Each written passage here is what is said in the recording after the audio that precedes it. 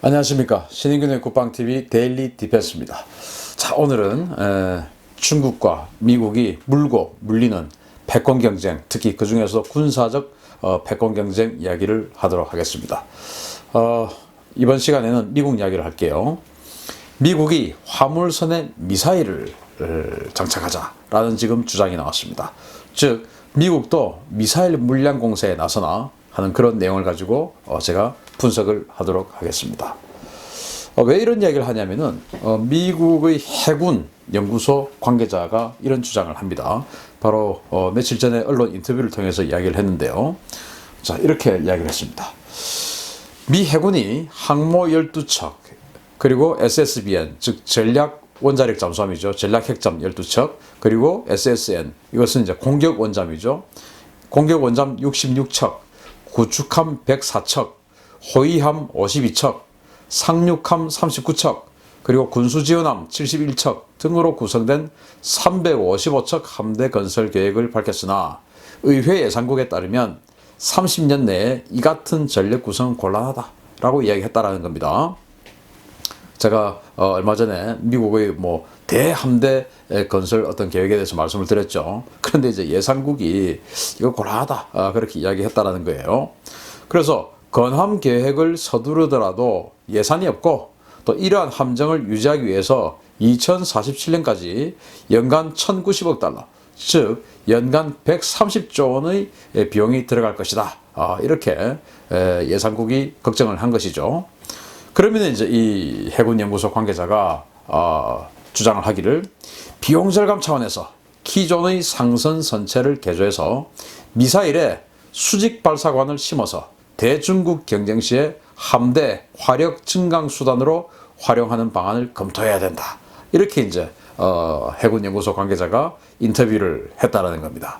이게 무슨 뚱딴지 같은 소리냐? 군함이면 군함이지 화물선에다가 미사일 심고 이게 무슨 이야기냐?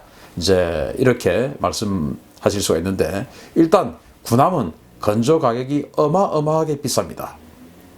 유지비도 아주 비쌉니다. 예를 들면 우리 한국 해군의 충무공 이순신함 5,000톤급 군함이죠. 이 충무공 이순신함의 건조비가 5,000톤인데 5천억 원이었어요. 5천억 원. 그리고 그와 비슷한 시기에 건조한 해경의 5,001함 동해해양경찰청에 있는데 이번에 광개토 대왕함하고 일본 초계기하고 그렇게 논란이 됐을 때 바로 그 옆에 있던 해경경비함이에요. 5,001함 그게 6,000톤입니다. 그런데 그게 얼마냐? 500억 원입니다. 즉 이 해군의 군함은 어마어마하게 비쌉니다. 왜냐하면 장비나 데미지 컨트롤이나 이런 게 굉장히 많이 정밀도를 요하고 비싼 걸 쓰거든요. 그런데 해경 경비함만 해도 거의 상선 수준의 어떤 설계를 하니까 비슷한 덩치인데 가격이 10분의 1이에요. 해경 경비함이. 또 삼성중공업에서 생산한 세계 최대의 컨테이너선 2만 TEU짜리 컨테이너 2만 개 얻는 거, 그것만 해도 무려 덩치가 30만 톤 넘는데 그게 1,200억 원 정도밖에 안 해요. 그러니까 이 해군 군함 5,000톤짜리 군함보다 덩치는 수십 배가 큰데도 비용은 4분의 1, 5분의 1밖에 안 된다라는 것처럼 군함은 어마어마하게 비쌉니다. 그래서 이제 미 해군 관계자가 그러면 우리도 상선 선체를 개조해서 거기다가 미사일 갖다 싣자, 이제 이런 내용을 주장을 한 거죠. 그럼 이게 가능하냐라는 것을 제가 검토해 드리겠습니다. 일단 러시아가 지금 그렇게 하고 있습니다. 러시아가 지금 일반 상선을 개조한 미사일 탑재 선박 버전이고요. 그리고 상륙정을 개조한 미사일 탑재 선박입니다. 이게 지금 러시아가 운용을 하고 있어요. 러시아는 자기네들의 미사일을 숨겨놓고 미국의 폭격기가 와서 폭격당하지 않도록 이제 숨기는 그런 작업들에 신경을 써왔습니다. 왜? 제공권은 항상 미국이 가지니까. 언제 미국의 스텔스 폭격기들이 와서 폭격을 할지 모르니까 미사일 기지들을 미리 이렇게 숨겨 놓은 것이죠. 그래서 러시아는 클럽 K라고 하는 함대 함 미사일들 이런 것들을 이렇게 컨테이너 박스 안에다 숨겨 놨어요. 그래가지고 여기 이제 컨테이너 박스인데 실제로는 이게 미사일 발사 박스입니다. 이 안에 미사일이 들어있어요. 그리고 옆에 또 컨테이너는 이제 발사 통제 컨테이너입니다. 그래서 컨테이너 하나는 발사하는 그 통제 장비가 들어있고 하나에는 미사일들이 들어있습니다. 그래서 컨테이너 박스가 열리고 거기에서 미사일들이 나와서 날아가는 것이죠. 그것을 이제 옆에 있는 이 발사 통제 컨테이너에서 조정을 하고 통제를 하는 것이죠. 그래서 이 상륙전도 마찬가지로 그런 식으로 운용을 하고, 또 어떤 면에 있어서는 러시아는 부두에, 우리도 뭐 그 부산항이나 이런 그 무역항에 가면은 부두에 야적장에 컨테이너 엄청나게 세워놨지 않습니까? 그 중에 이제 어떤 게 미사일 발사 컨테이너인지 알 수 없게끔 그렇게 숨겨놓은 게 있습니다. 그게 이제 러시아가 그렇게 운영을 하거든요. 그러면 러시아 입장에서는 그 일반 상선 같은 경우는 아주 저렴하니까 거기다가 뭐 컨테이너 몇 개 얹어 놓는다고 해서 누가 의심을 잘 하겠냐라는 그런 거. 그러니까 상선 아주 저렴합니다. 아까 제가 말씀드렸듯이. 그리고 유지비도 아주 쌉니다. 그래서 또 상선이 군함 근처로 이렇게 다가갔을 때 예를 들어서 미국이 의심을 덜 합니다. 러시아의 이 해군 군함이 예를 들어서 뭐 한 200km, 100km 가까이에 접근을 하게 되면은 굉장히 이제 긴장을 하게 되겠죠. 그러나 어떤 그 상선이 왔다 갔다 운항하는 그 항로에 상선이 왔다 갔다 하면은 의심을 덜 하겠죠. 그런데 느닷없이 거기서 미사일이 발사된다. 이러면 이제 미국도 당황하겠죠. 이런 것들을 러시아가 지금 운영을 하고 있는데, 미 해군 연구소의 관계자는 바로 이런 것들을 미국도 하자, 이제 이런 말이 되는 것이죠. 그 미 해군의 미사일 캐리어 구상은 어떤 거냐? 그걸 좀 더 과감하게 크게 하자, 라는 겁니다. 예를 들어서 이제 일반 컨테이너선이나 유조선 같은 거, 뭐 어마어마하게 큰 거 그런 거 아니라도 적당히 큰 것들 뭐 한 10,000톤, 20,000톤 뭐 이 정도 되는 컨테이너선 이런 거 사가지고 그 뭐 미사일 선박 구입비 사실은 뭐 이것도 지금 아주 많이 잡은 건데 이 정도 하지도 않겠죠. 뭐 한 2,500만 달러에서 5천만 달러. 사실 5천만 달러면 어마어마하게 큰 컨테이너선을 살 수 있는데 사실 저 정도도 필요 없어요. 그래서 이제 그런 것을 구입을 해서 우리 한국 해군 구축함에도 탑재가 되어 있는 이 MK41 수직 발사기, 마크 41 수직 발사기, 이런 것들을 대량으로 심자, 이제 이런 주장을 하는 겁니다. 그래서 이 마크 41 수직 발사기 하나에 6발의 미사일을 8발의 미사일을 꽂을 수가 있어요. 이런 것들을 이제 뭐 10개 또는 뭐 12개 이렇게 갖다가 심어 놓자, 이제 이렇게 주장하는 것입니다. 그러면은 자, 이 마크 41 수직 발사기 한 그 세트가 한 8발 정도가 탑재가 되니까 이것을 갖다가 만약에 10개다. 그러면 80발이 되는 것이죠. 15개다. 이러면 뭐 한 120발이 되는 것이죠. 그런 정도로 대량으로 화력을 투사할 수 있는 그런 미사일 어떤 그 캐리어로서 활용을 하자. 그걸 군함을 그렇게 하면은 어마어마하게 비싼 유지비가 드니까 이렇게 해서 이 마크 41 이 수직 발사기 한 개 모듈이 660만 달러예요. 660만 달러. 그리고 이제 자기네들이 직접 하지 않아도 이 어떤 그 데이터 링크를 받아서 여기다가 표적 정보를 입력해주고 하는 그 통제 장비 조금 이제 추가하고 하면은 뭐 계산해 보니까 한 척당 한 1,500억 원 정도로 구축함 이상급의 화력을 보유하는 그런 거의 뭐 미사일 캐리어, 미사일 배달부 이런 것들이 이제 완성이 되는 것이죠. 그걸 이제 하자. 왜냐 또 수송선 같은 경우는 운용 인력이 그렇게 많지 않습니다.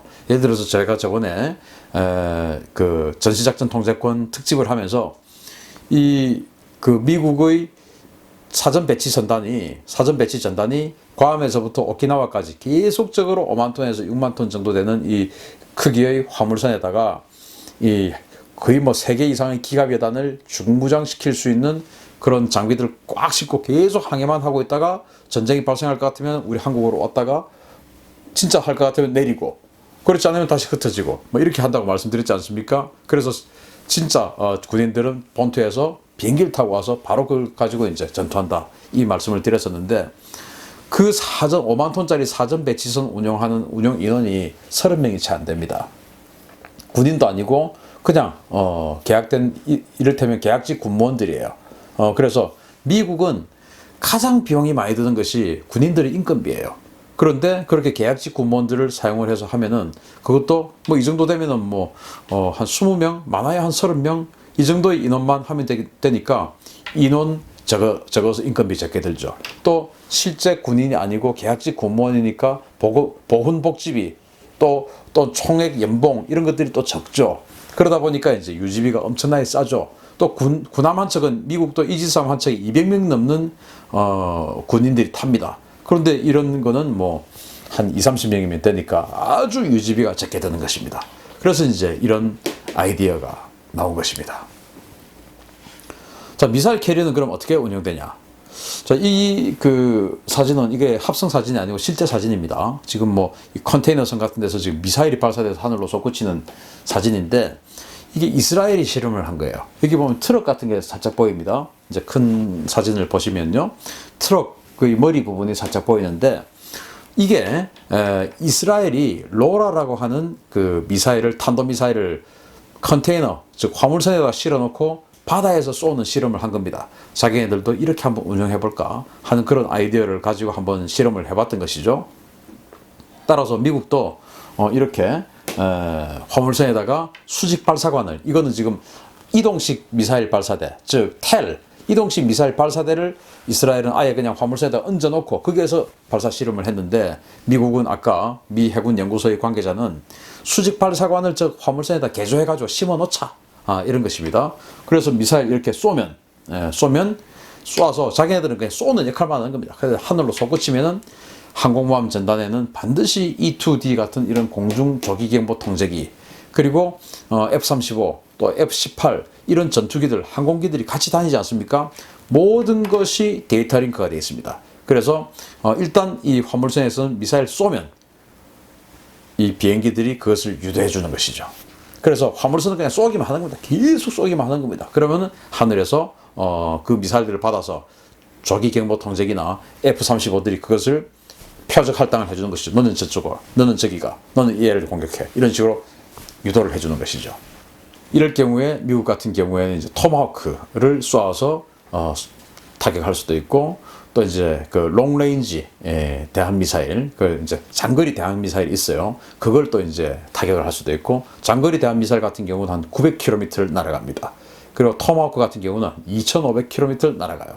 그런 식으로 해서 이 화물선 하나에 100발이 넘는 그 최대 한 15개의 MK 막 41을 심작했으니까 100발이 넘는 그런 미사일들을 파링 유도를 할 수가 있는 그런 엄청난 그런 미사일 수송선으로 쓸 수가 있는 것이죠. 저렴한 가격에. 그걸 이제 아이디어를 제안을 했는데 뭐 나름 괜찮은 아이디어라고 생각합니다. 미국도 뭐 예산이 마냥 나오는 나라는 아니니까요. 자, 그렇게 해서 중국이 요즘 완전히 물량 공세를 하고 있습니다. 그런데 미국도 그럼 우리도 물량 공세하지. 그렇게 해서 남중국해 연안에 또는 그 주변 밖에 또는 그 필리핀 오른쪽에 이제 그 바시 해협 이런 쪽에다가 계속적으로 괌에서부터 오키나와까지 사전 배치선이 움직이듯이 괌에서부터 오키나와까지 이런 미사일 탑재 선박들이 계속 만약에 움직이게 놔둔다면 그러다가 지금 중국하고 긴장 상황이다. 그럼 모여라. 그럼 이제 쫙 모여서 진짜 싸운다. 그러면 미사일 쫙 쏴주고 군함에서 또는 항공모함에서 유도를 해주는 것이죠. 이렇게 된다면 그 물량 공세를 과연 중국이 당할 수 있을까? 힘들겠죠. 그렇게 해서 중국과 미국의 패권 경쟁이 정말 끝간데 없이 이렇게 가고 있는데 저는 아마도 가다 보면은 중국이 꼬꾸라지지 않을까 생각을 합니다. 물량 공세를 할 수 있는 예산도 미국이 더 많고 기초과학기술 미국이 압도적으로 우위에 있기 때문에 결국은 중국이 과거에 소련이 그랬던 것처럼 꺾어지지 않을까 생각을 하면서 어쨌든 우리와 직접 경쟁을 하고 있는 중국은 아니지만 우리 동맹국인 미국이 빠른 시간 내에 그냥 콧대를 납작하게 해주기를 기대합니다. 어쨌든 이런 아이디어가 실현될지 안 될지 모르겠지만 이런 아이디어를 통해서 중국이 주춤할 수 있는 그런 계기는 될 것이다 라고 생각을 하면서 이런 소식을 전해드립니다. 오늘 데일리 디펜스 마치겠습니다. 감사합니다.